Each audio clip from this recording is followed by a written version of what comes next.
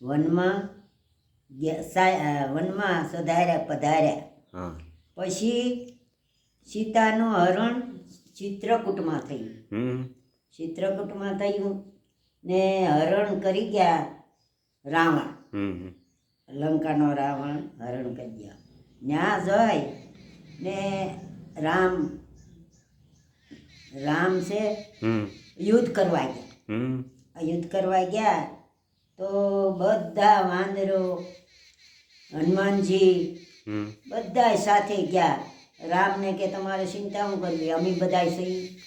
અરે સીતા માતાને તમે એક વાર મને રજા આપો તો હું લઈને વયો આવું, હનુમાનને મારીને ઓલા રાવણને મારી નાખું. પછી એમ કરીને બધા લંકામાં ગયા. લંકામાં જઈ ને યુદ્ધ કર્યું. યુદ્ધ કર્યું પછી રાવણના દીકરો જ્યારે ઓલા હનુમાનજીને આરે યુદ્ધ કર્યું, ઓલા લક્ષ્મણની આરે, તે લક્ષ્મણજીએ ને મૂર્છા આવી ગઈ. લક્ષ્મણજી હા, મૂર્છા આવી ગઈ તો લક્ષ્મણજીને કે લંકામાં વિયદ તેડાવ્યો ને રામ તો રોવે રોવે રોવે ન પૂછો વાત. અરે મારા માટે મારા ભાઈને કેટલી કસોટી પડી, મારા ભાઈને મારા હાટું હું જવાબ આપી મારા માવતરને. પછી વિયદ આવ્યો ને કીધું કે ભાઈ જડીબુટી લાવી દે 24 કલાકમાં તો લક્ષ્મણને મૂર્છા ઉતરે. ત્યાં સુધી ન ઉતરે. જ્યાં સુધી ન ઉતરે.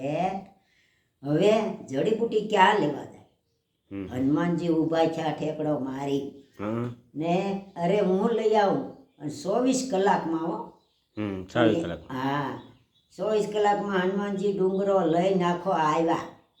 ડુંગરો આ લઈને આવ્યા ને આવી એ વિયદે ડુંગરાની માથેની ઝાડ લઈ જડીબુટીનું ઈ સોળી 3 ટીપા લક્ષ્મણજીના મોઢામાં મૂક્યો ને ઈ ડૂસા હતા એ ફગાવી દીધા.